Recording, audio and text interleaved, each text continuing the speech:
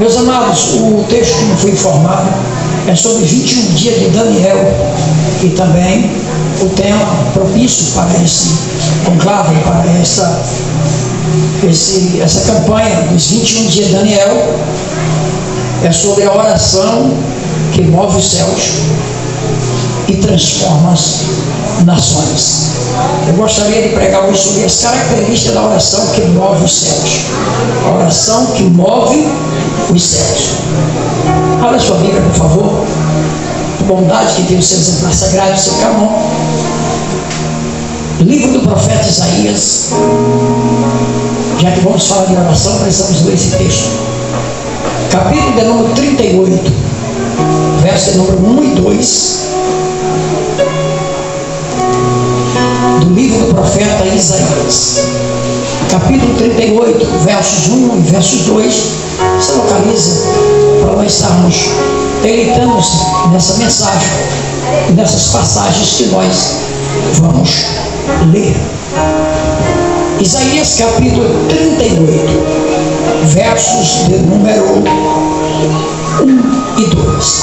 Escrito está: naqueles dias, Ezequias adoeceu de uma enfermidade mortal, e veio a ele Isaías, filho de Amós, o profeta, e lhe disse: assim diz o Senhor, põe em ordem a tua casa, porque morrerás e não viverás. Então virou Ezequias o rosto para a parede e orou ao Senhor. E você diz amém. Amém. Pode se assentar. Deus abençoe. Queridos, toda a atenção é pouca para nós entendermos o texto que ora nós acabamos de ler. O texto em apreço está registrado no livro do profeta Isaías, o capítulo de número 38, versos de número 1 e 2. Deus abençoe a missionária ali. Deus abençoe ali. O texto ele é claro em falar sobre um dos reis de Israel. Ele é rei de Judá. Entre os 40 reis que existiram, cerca de 19 foram rei de Judá e 21 rei de Israel. Reino do sul, considerado reino de Judá, cuja capital era Jerusalém, e reino do norte, considerado capital como Samaria. Os reinos do norte foram reinos perversos, ruins, não andaram pelos conselhos de Deus. Um dos mais famigerados de Israel foi Acabe. Acabe fazia parte do reino do norte, fez aliança com Jezabel, casando-se com ela por interesse político, fez uma aliança com Etibaal. Etibaal era o nome do pai de Jezabel. O pai de Acabe era Urim. Quando Urim morre, Acabe governa, e o reinado de Acabe ficou governado na mão de uma mulher cujo nome é Jezabel, ao qual em Apocalipse fala sobre ela. Em algumas igrejas estava sendo dominada por a doutrina de Jezabel. O reino do norte foi um reino terrível, desobediente, andaram a passos largos pelo caminho do mal, andava em gangorra espiritual, ora uma vez estava em cima, ora uma vez estava embaixo, daqui a pouco dava glória, daqui a pouco adorava Baal, daqui a pouco dizia Deus é bom, daqui a pouco dizia que Baal é que era melhor, daqui a pouco ele profetizava boas, coisas boas, daqui a pouco profetizava coisa ruim. Essa era a biografia do reino do norte, essa era a imagem desse reino que transmitia para as nações de Israel. Já o reino de Judá foi um reino mais, podemos dizer, dedicado a Deus, embora que houve alguns reis que andaram também apostolados pela desobediência, mas a maioria dos reis de Judá foram reis obedientes a Deus. Um dos tais é esse rei aqui, cujo nome é chamado de Ezequias. Esse rei, quando ele assumiu o trono, ele tinha aproximadamente 25 anos de idade. Ele reinou aproximadamente 29 anos. Depois dos 25 anos que ele assume, ainda muito jovem, uma responsabilidade muito grande sobre o seu ombro, ele vai assumir o trono. O capítulo de número 29 do livro de 2 Crônicas até o 32 vai falar deste rei. Você perceba dentro das entranhas da Bíblia depois, que você vai perceber que quando ele assume o reinado em Israel, a casa de Deus estava sendo desprezada. Ninguém cultuava mais a Deus. Pelo texto sagrado, as portas do templo tinham sido fechadas. Não havia mais culto nas igrejas. Não havia mais adoração no templo. O povo decidiu adorar nos altos, aos Baalins, às Astarotes, a Sera e outros deuses como Tamuz, como Milton, Quemos, como Moloque, o deus do fogo, Dagon e outros deuses que eles adoravam. Logo, quando Ezequias assume o trono, Ezequias tem uma ardente chama em seu coração. Ele quer renovar a aliança de Deus. A primeira coisa que Ezequias faz é abrir as portas do templo. Quando Ezequias abre as portas do templo, a Bíblia diz que o altar e o alpendre da casa de Deus estavam desprezados. Não havia mais sacrifício, pois os sacerdotes, os levitas, que eram os principais da casa de Deus, para educar o povo, ensinar ao povo como deveria ser uma adoração a Deus, eles próprios tinham fechado a casa do Senhor, o altar de Deus desprezado. A Bíblia vai dizer no capítulo 29 que eles apagaram as lâmpadas de dentro da casa de Deus. Não havia mais incenso sendo jogado no altar nem no alpendre. Eles não oravam mais, não buscavam mais a presença de Deus. Já que nós estamos falando de oração, o povo desistiu de cultuar o Senhor. Ezequias entra nesse cenário de caótico, nesse cenário de tamanho desprezo da casa de Deus. E ele abre as portas, chama os levitas, chama os sacerdotes, dando-lhe ordem para que eles possam renovar o pacto com Deus dentro da aliança da casa do Senhor. Assim o sacerdote ouve ao Ezequias e eles vão organizar a casa. Mas a primeira coisa que Ezequias diz aos sacerdotes e aos levitas é que lhes santificai o vosso corpo, a vossa mente, o vosso coração, e logo após que vocês se santificarem, venham e santifiquem a casa de Deus. Porque não adianta nós queremos santificar a casa de Deus enquanto a nossa vida não estiver santificada em Deus. Nós temos que santificar a nossa vida para primeiro dar o melhor para Deus na casa dele. Então eles tiveram que santificar primeiro sua vida para depois santificar a casa de Deus. E assim fizeram. Depois que a casa estava toda santificada, o texto sagrado vai dizer que Ezequias institui o primeiro culto depois que as portas da casa de Deus estão fechadas. Ora, essa casa não poderia estar fechada, pois é a casa da adoração, é a casa onde Deus se fazia presente, é a casa onde Deus disse a Salomão: os meus olhos estarão atentos todos os dias à oração que fizerem neste lugar. Mas o povo fechava a porta, não só a porta do templo, mas o povo fechava a porta do seu coração para Deus. Não tinha como Deus operar ali, pois não só era o templo que estava fechado, o coração do povo também se fechou. E quando nós fechamos o coração para Deus, não tem como Deus operar. Deus só opera em coração quebrantado e o espírito reto. Quando nós abrimos o nosso coração quebrantados para Deus e o espírito reto diante de Deus, a Bíblia diz: meus olhos procurarão os fiéis da terra. Não soubesse se Deus procura. Mas entenda aqui, por favor, para nós entrarmos no texto. Depois que ele faz tudo isso, ele manda sacrificar ao Senhor. Ezequias purifica a casa de Deus. Segundo diz que o povo no monte começava a adorar uma serpente. Lembra da serpente que Moisés levantou no deserto? Quando o povo era mordido por uma serpente, e Deus mandou ele fazer uma serpente de metal de bronze. Essa serpente pendurou pelos anos e foi até o reino de Judá. E o povo, em vez de adorar a Deus, estava adorando a cobra, estava adorando a serpente. Era culto à serpente. Em outras palavras, você já sabe, era culto ao diabo, pois ele é a antiga serpente. O diabo é a serpente que enganou a mulher no jardim do Éden. O diabo é a serpente de Apocalipse que se transforma em um grande dragão.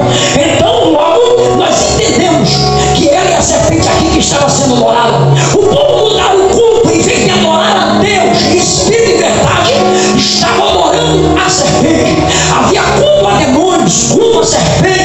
Há coisas que Ezequiel fez foi o seguinte: em 2 Reis, capítulo 18, versos 4, a Bíblia diz que Ezequiel foi lá no monte e quebrou a serpente de bronze que o povo tinha levantado. E o nome da serpente era Neustã. E Neustã significa serpente de bronze ou serpente de cobre. Então, logo, Ezequiel não só estava purificando a casa de Deus, Ezequiel estava arrancando a serpente que estava dentro da casa de Deus.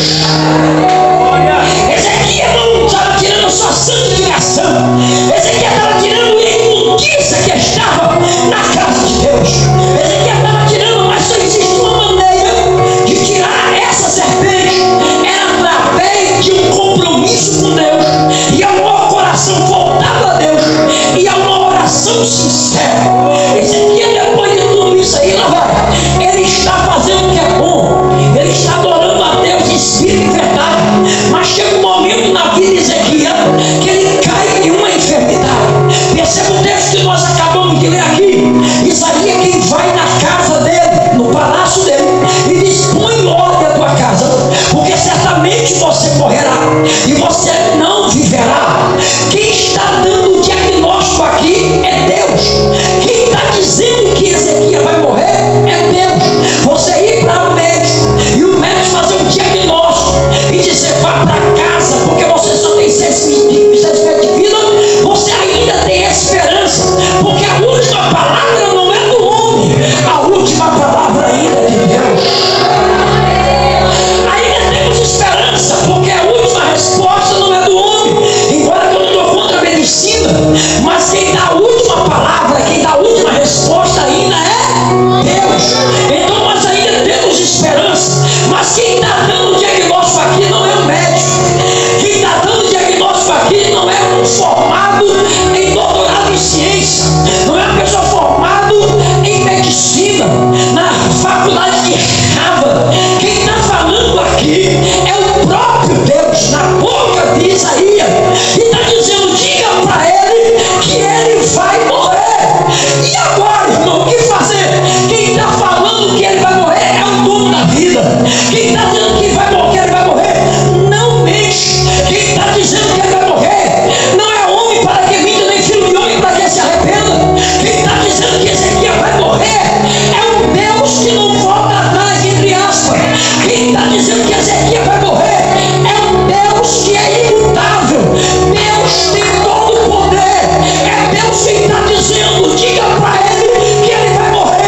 Você acha que Ezequiel ficou de cabeça baixa, como alguns crentes, quando recebem algumas palavras negativas, baixa logo a cabeça, de gente de ser crente, quer logo ir para casa, não quer vir para a igreja, não quer mais adorar a Deus? Não. Ezequiel, quando viu essa palavra, ele não podia se levantar porque a enfermidade era grande, mas ele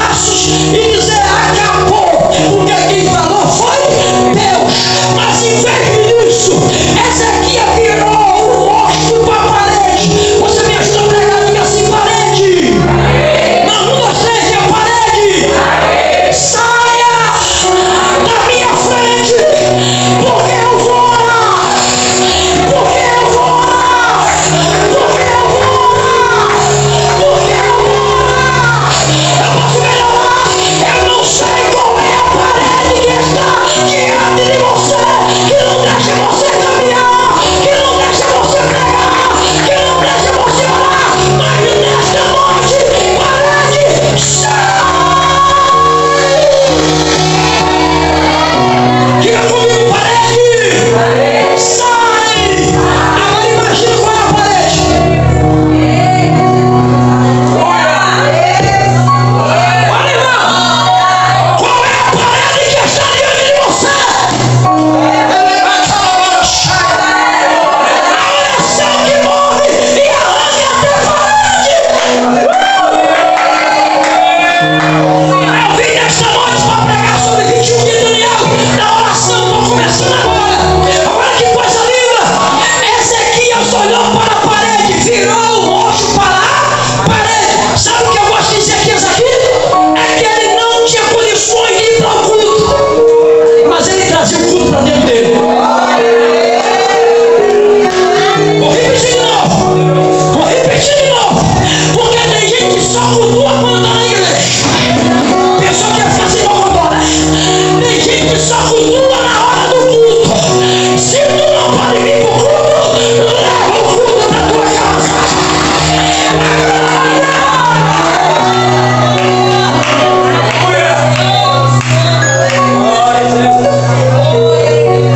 Ezequias fez um culto na sua casa. E sabe o que é o mais gostoso disso aqui que eu vou falar já já? Ele fez um culto no quarto. Diga no quarto. Diga comigo no quarto. Diga quarto. É lugar secreto.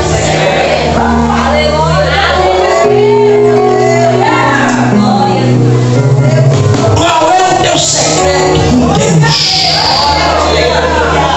Lá vai, é 21 de Daniel. Você, pastor Costa, posso falar a verdade? Quando eu sentei ali, Deus me deu uma visão no sentido de um esclarecimento desse 21 de Daniel. Aleluia. Vocês mexeram com o inferno. Vou repetir de novo. Vocês com essa campanha estão mexendo com o inferno. O diabo vai fazer de tudo para chegar crente aqui para não dar mais glória. Ele vai se decepcionar porque ali vai ter adorador. Já está começando ali. Ele vai tentar colocar frieza nesse culto para ver se ninguém recebe. Sabe o que eu tenho notícia para o diabo aqui? Sai da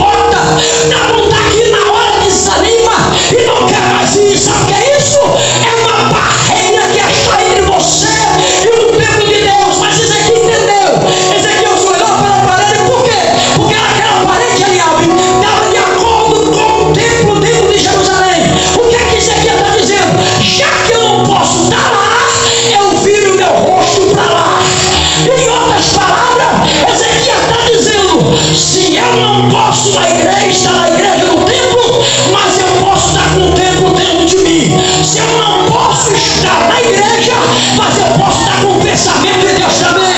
Ezequiel olhou para a parede e disse: parede, você não vai impedir a minha oração, você não vai impedir de eu pedir a Deus de receber o meu sacrifício. Sabe o que aconteceu? Antes de Isaías sair de dentro do palácio, ainda estava no pátio, quando Deus disse a Ezequias: volta e diz a Ezequias: eu ouvi a sua oração, o céu se moveu. Então disse: volte.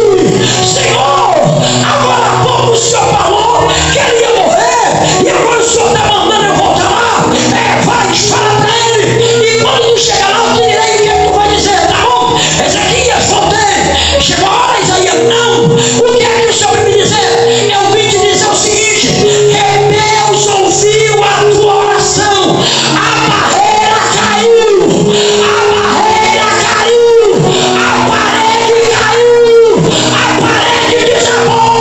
Entre você e Deus não existe mais barreira, não existe mais parede, foi quebrada, foi arrancada. E Deus manda te dizer o quê? Eu acrescentarei mais 15 anos na tua vida. Vem pra cá. Agora, por favor, primeiro segredo de uma oração que move os céus. A primeira característica dessa oração com Ezequias é a oração feita em segredo, a oração dentro do quarto, porque nós temos que ter o nosso segredo com Deus.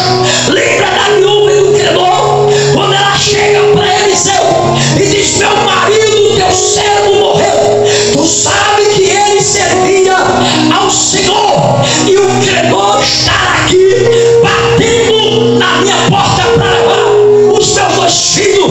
Eliseu olhou para ela e perguntou: o que é que você tem em casa? Me diga, por favor. Ela disse: a tua serva não tem nada a não ser um pouco de azeite na minha botija. Eliseu olhou para ela e disse assim: vá, pegue vaso emprestado, mas não pegue pouco, pegue muito, e fecha a porta sobre ti e sobre teus filhos. Depois que a porta estiver fechada, você pega o azeite e deita nos vasos e vai enchendo. A Bíblia diz que ela fez como Eliseu mandou. Ela pediu vaso emprestado, e com mais vasilha, ou a botija, que é vaso porque é pequeno, ele encheu os vasos grandes. Ela está enchendo os vasos pequenos, os vasos grandes. Mas o segredo aqui é: ela fechou a porta em segredo. Sabe o que Deus está dizendo aqui? Que é no fechado que Deus vai fazer milagre. É quando tudo estiver fechado que Deus vai começar a operar. É quando tudo estiver parecendo que está perdido, é que Deus vai agir no meio. Então Deus é Deus de milagre, e até com porta fechada. Se Deus faz milagre com porta fechada, imagina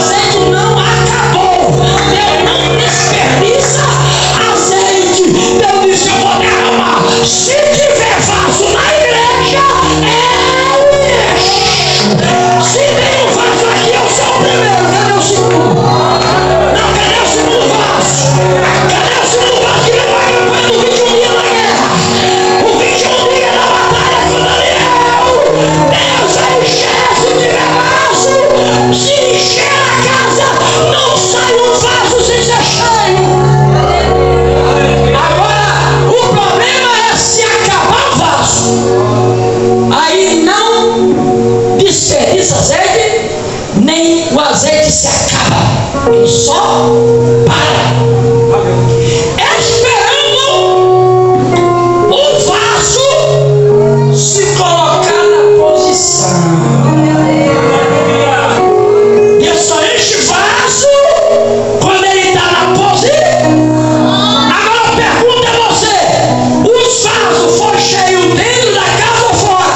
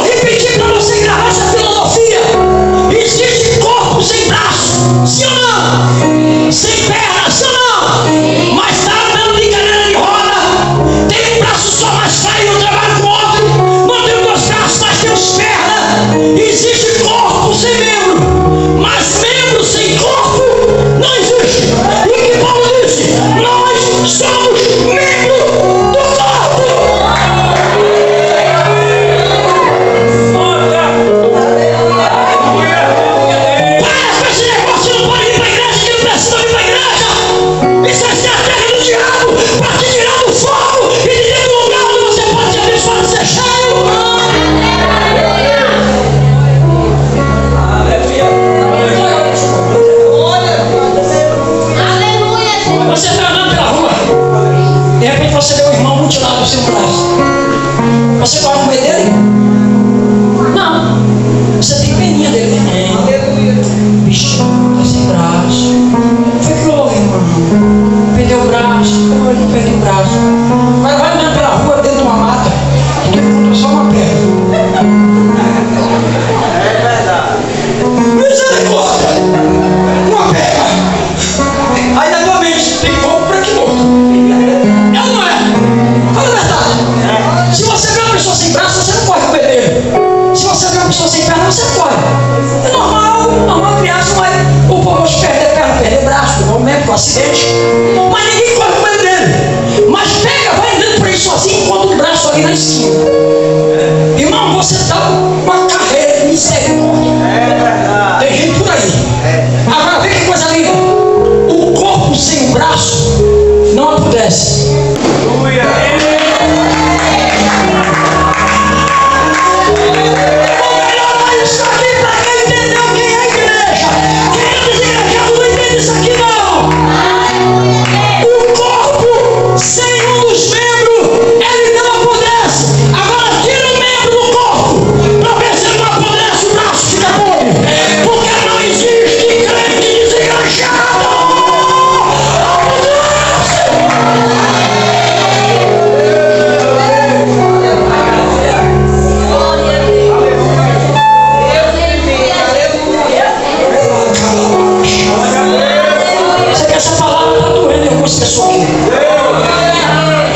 Mas eu tenho que falar o que Deus está mandando.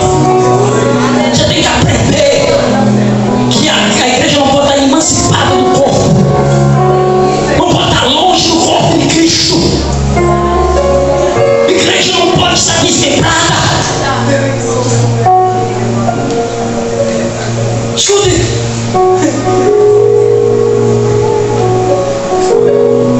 Mateus 6,6, Jesus disse: quando tu orares, entra nos teus aposentos, no teu secreto comigo. Eu posso melhorar isso aqui, pastor, já que é campanha de 21 dias na oração. Tem crente que perdeu o particular com Deus. Não tem mais particular.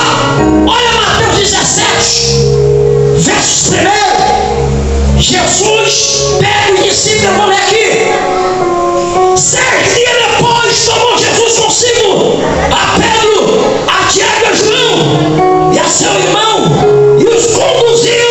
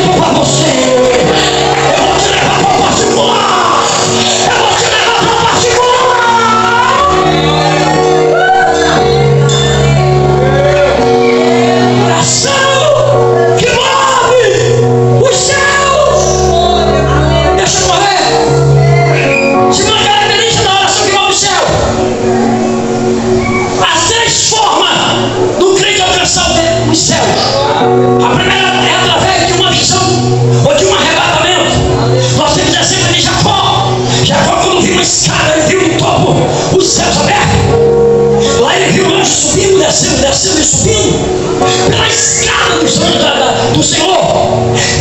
Isaías também foi levado em uma visão e viu, no capítulo 6, um alto e sublime trono, e o Senhor assentado nesse trono. Isaías viu a glória do Senhor. Foi através de uma visão, um arrebatamento. Estevão, quando estava sendo apedrejado, no capítulo número 7, 8, de Atos dos Apóstolos, ele viu o céu aberto e disse: veja o Senhor, que está direto do Deus Todo-Poderoso. Paulo foi transladado ao terceiro céu. Em 2 Coríntios capítulo 12, ele disse: conheço o homem que há 14 anos foi levado ao céu, 14 anos. Não sei se no corpo fora dele, mas que a sua viu coisas inefáveis que ao sonho do homem não compete falar nem dizer. E foi me dado isso na carne pela excelência da revelação, para que eu não me exaltasse na excelência dessa glória. Foi me dado esse espírito na carne que foi levado ao céu. A quarta pessoa, na hierarquia da pessoa que viu o céu pelo lado de dentro, foi João no arrebatamento da de Patmos. O céu se abriu, ele subiu e levou esse vem, e ele viu o apocalipse do Senhor. Então esses homens viram o céu pelo lado de dentro. E eu posso falar a verdade: todo crente que vê o céu pelo lado de dentro, a sua vida nunca mais será a mesma. Eu vou melhorar. Sabe por que muitos crentes andam do jeito que quer e apaixonados pelo caminho da desobediência? Porque ainda não contemplaram o que está esperando eles.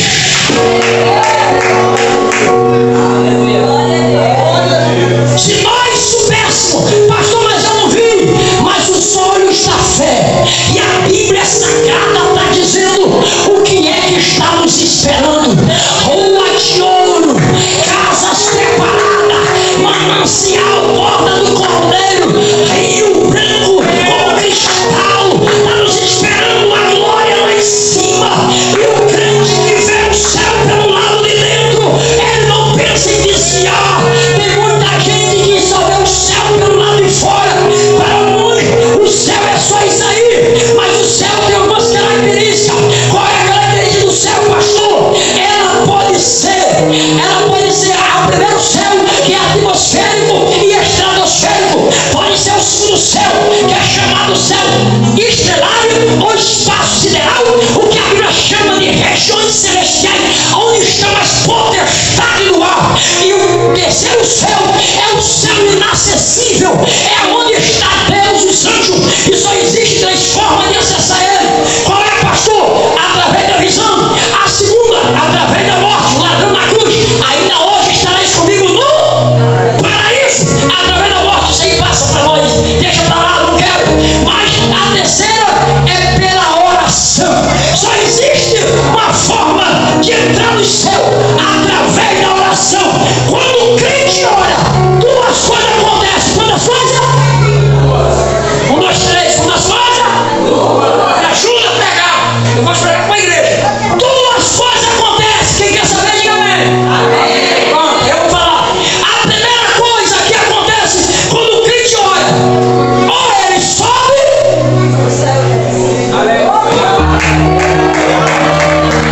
ou os céus vêm ao encontro de nós. 2 coisas acontecem ao crente que ora. Agora vem para cá, porque eu estou correndo pelo tempo, está sendo tempo para mim. Olha que coisa interessante. A característica do crente que ora, ele é conhecido em 3 dimensões. O crente que ora, ele é conhecido em 3 dimensões. A primeira dimensão é a dimensão dos homens. Como assim, pastor? 2 Reis, capítulo 8, capítulo 4, verso 8.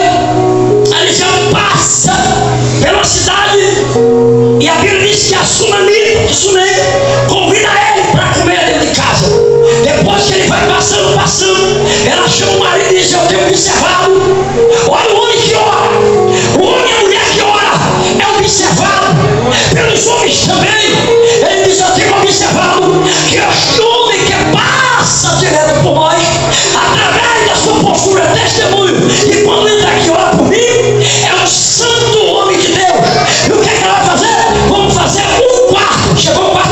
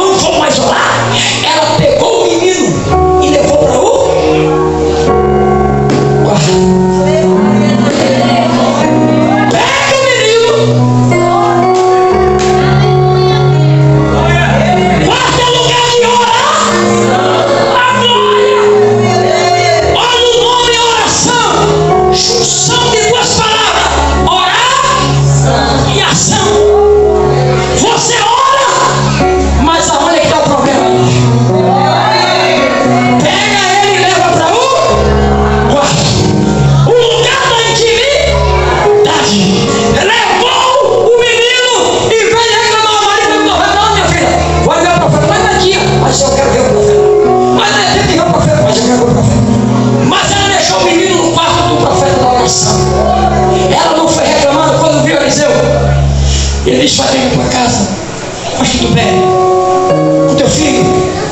Mas tudo bem. O menino está morto. Mas tudo bem contigo? Vai tudo bem. Ele olhou para ele e disse: não vai bem. Porque o crente que ora, ninguém engana. Quer ver o exemplo?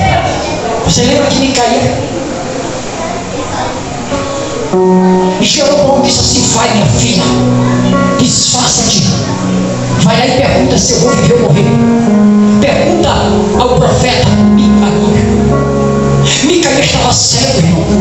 Já não enxergava nada. Ela disfarçou-se, tirou a roupa de mulher de rainha e foi escondida ver o profeta. Só que o profeta não estava vendo, mas o Deus que usa o profeta viu. E o Deus que viu o profeta, que viu o Deus do profeta, ele veio no ouvido do profeta e disse: olha, vai chegar uma mulher aqui disfarçada, vai se aproveitar da sua cegueira, mas o crente que ora,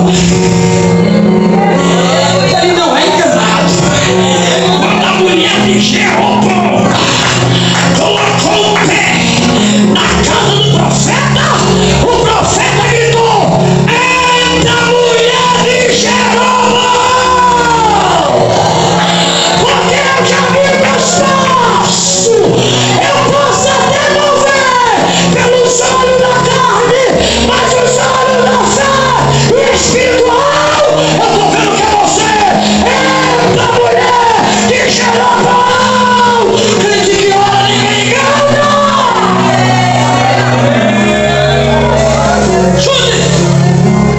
Ela levou o menino e colocou no quarto, porque o profeta orava no quarto.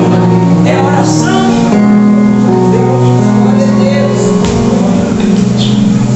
É oração do quarto. Segunda coisa, segunda dimensão.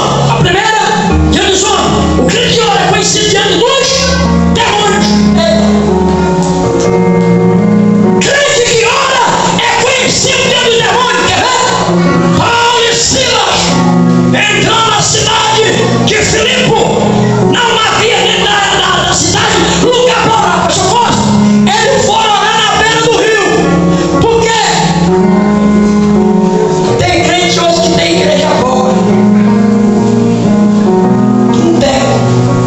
Tem banca para sentar e não quer vir orar. Paulo disse: eu vou orar na beira do rio.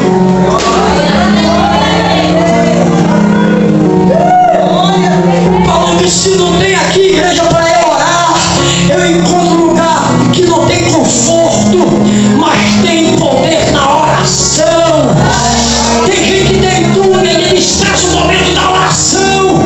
Mas Paulo disse: vamos orar, Silas, aonde? Na beira do rio.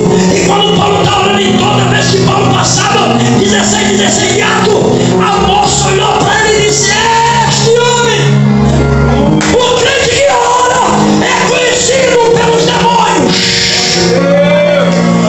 Esses homens que passam por nós, que nos anuncia a palavra, é os santos homens de Deus. Os demônios deram testemunho de Paulo e Silas. Atos 19, versos 15. Paulo está expulsando os demônios e tem 7 filhos de sacerdote Cefa e vai expulsar o demônio do rapaz. Quando chega perto, o perigo é crente que não ora, querer expulsar o demônio. Ai, Jesus! Crente que não ora expulsar demônio é perigoso ficar endemoniado.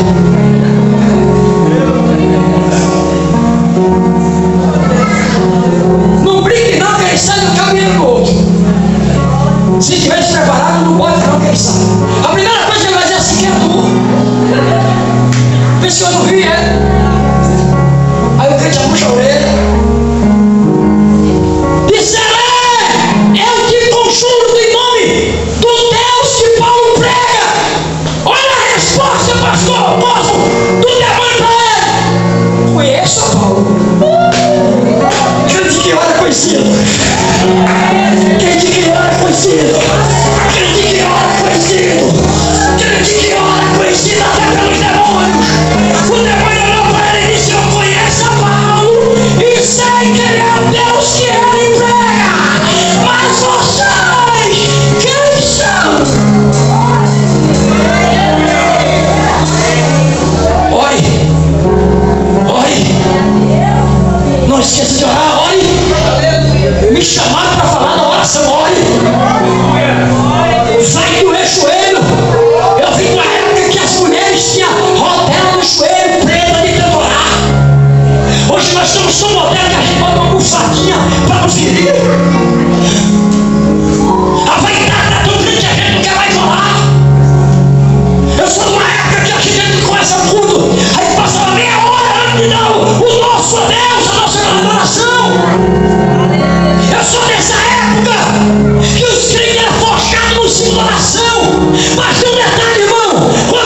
passava pela rua, os demônios caíam e pessoas se convertiam para o Senhor, porque eles estavam debaixo da oração.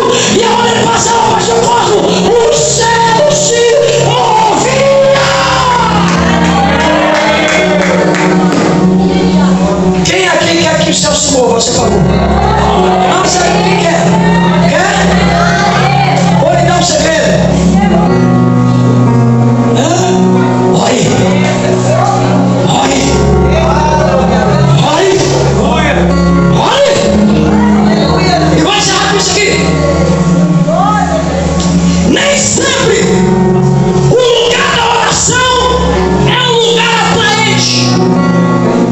Deixa eu abrir a Bíblia.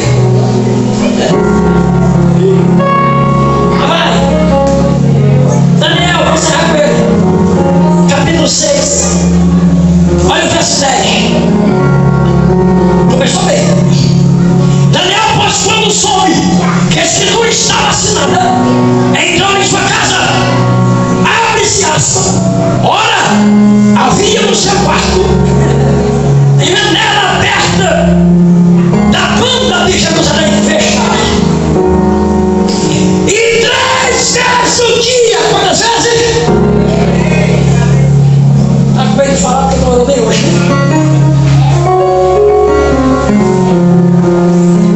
Nem orou hoje, né? Aleluia. Aí quer ter vitória, né? Aí quer que Deus fale na igreja, né? Aí depois culpa o pregador que não ouviu Deus falar, né? Deus não operou no culto, né? Deus não falou comigo.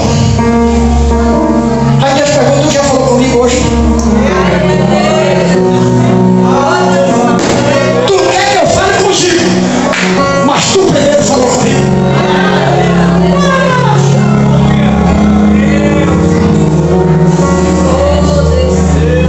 Não levante a mão, eu não quero verbalizar isso. Eu quero que você pense agora. Queremos que Deus fale conosco, mas a pergunta não é Deus falar comigo, é eu falar com Deus. Porque a oração é falar com. Tem crente que já se endivorou, está intrigado de Deus, e são crentes por inconveniência. Por quê? Porque só ora no aperto. Só ora quando precisa. Daniel orava 3 vezes, precisando ou não, Daniel estava debaixo da oração.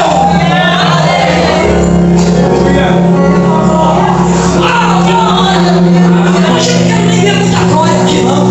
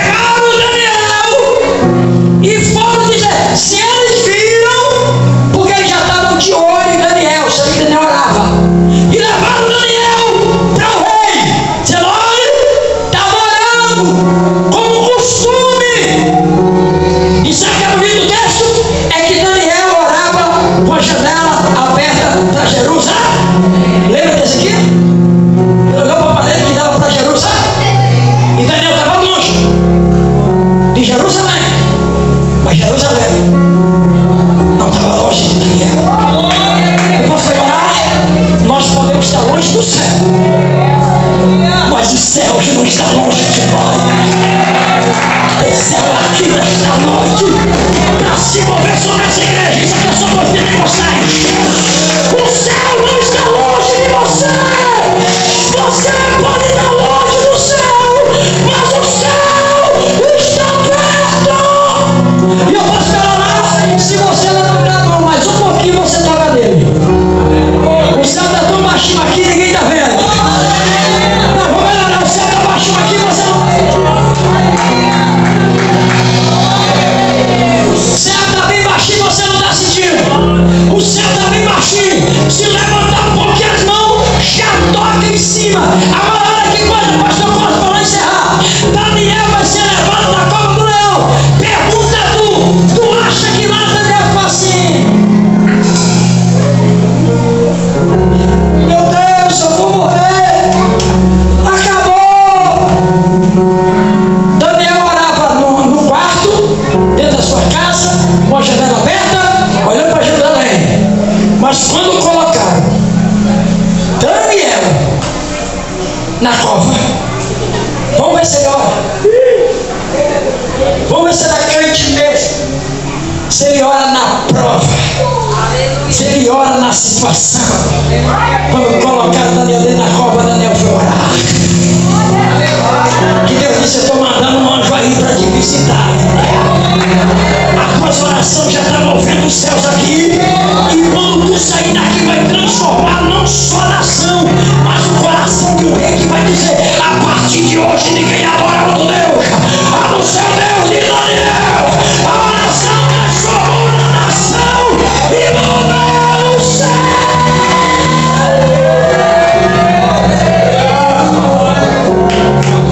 E deixa eu encerrar. Oração de Daniel. Fique de pé. Fique de pé. Uma permissão do pastor. São 9h07. Orar através dos lugares que não são atrativos e inconvenientes. Quando Paulo e Sila oraram na beira do rio, que era a expulsão da menina, levaram Paulo e Sila chicoteado para onde? Para dentro da prisão, dentro do cárcere. Pergunta tu, para de orar.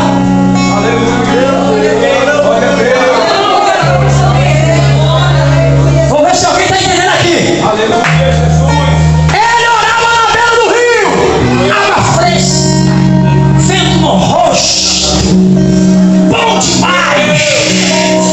Quando colocaram Paulo e Silas era apanhada a noite toda e colocaram no seco, preso lá, e disseram: quero ver ele orar aqui.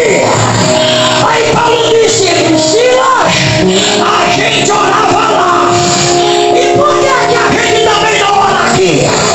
Crente que ora é na bonança, é na cadeia, ele está orando. Vai orar nessa prova, vai orar nessa luta, vai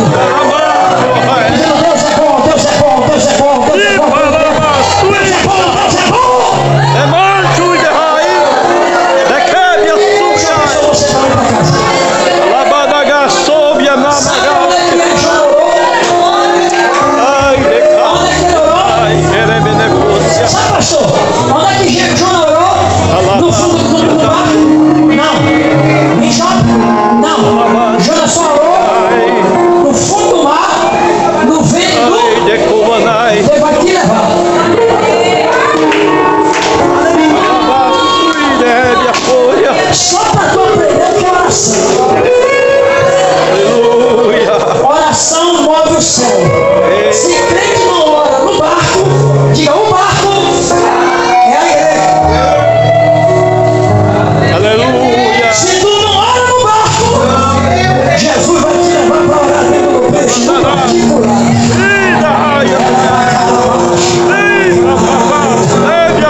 Prepara para orar dentro do peixe.